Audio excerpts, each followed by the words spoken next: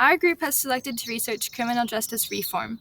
This topic is important because there is severe overcriminalization and racial discrimination in the legal system. There are many incarcerated people of color that are serving excessive sentences or are wrongfully convicted of crimes. This era of mass incarceration began in 1973 after Nixon declared a war on drugs in 1971. Overcriminalization exists because people are convicted of minor crimes that should be resolved through other programs and institutions. For example, many people are sentenced to prison for marijuana charges.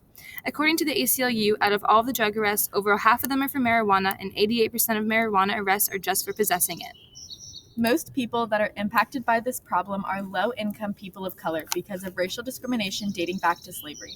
According to the NAACP, the incarcerated population would be reduced by 40% if African Americans and Hispanics were incarcerated at the same rate as whites.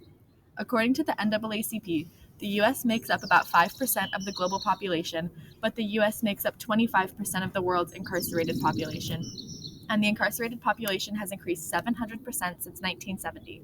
Also, 32% of the U.S. population is represented by African Americans and Hispanics, but 56% of the U.S. incarcerated population is represented by African Americans and Hispanics.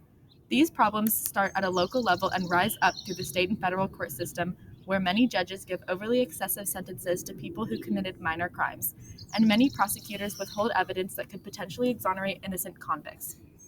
However, there are many organizations that are working to fix these problems of overcriminalization and racial discrimination in the legal system. Some of these organizations are the Innocence Project, the ACLU, and the NAACP. This issue is pressing, not just ethically, but also because it costs the country a lot of money to keep inmates in jail. According to the Marshall Project, the Bureau of Justice Statistics says that the United States spends over $80 billion every year in order to imprison over 2 million people. Because of overcriminalization, more than $80 billion are being wasted on prisons, when this money could be redirected to other organizations, like on free healthcare and education.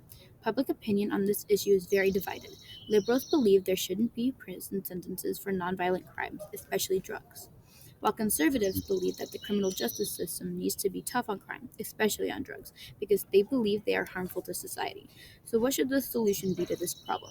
We asked an expert on the criminal justice system, John Lemon, a criminal defense attorney, what he thinks the best way to reduce overcriminalization is.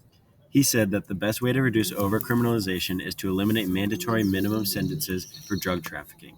This country has over 2 million people in prison, and most of them are there for drug crimes. We started down this path with Reagan's war on drugs in the 1980s. That's when the federal government imposed the draconian sentencing guidelines and mandatory minimum sentences for first-time offenders. Now our commitment to over-incarceration has spawned an entire industry of private prisons, most of them housing federal inmates serving time for drug crimes. We agree that the best solution to overcriminalization is to get rid of mandatory drug trafficking sentences. Since most of the people in prison are serving time for drug charges, eliminating mandatory sentences would greatly decrease the prison population, which would save billions of dollars and improve the quality of life for many people, especially those who are low income and/or of color. In order for our solution to be successful, we need drugs like weed to be decriminalized federally. Currently, many states have legalized weed, but federally it is still a crime. For this to happen, we will need money to advocate for support for a bill to decriminalize weed on the federal level.